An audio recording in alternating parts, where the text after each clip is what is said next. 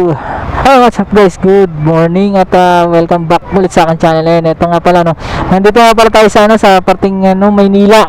So lumos tayo kahapon at pumunta tayo dito sa Maynila at may inasikaso dito sa amin.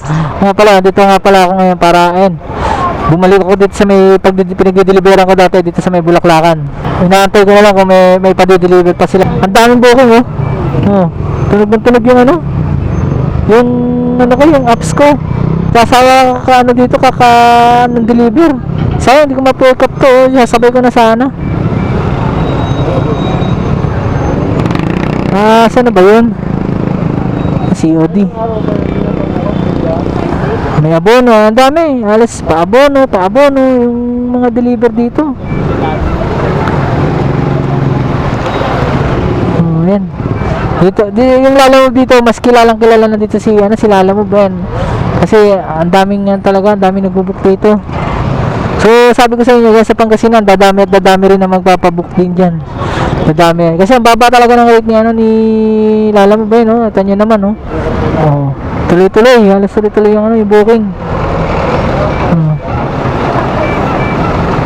Natutuloy lang na nga yung katutunog kakaputput Actually, kahit saan ka pumuesto ngayon, talaga napakaraming booking sana sa Lalamove.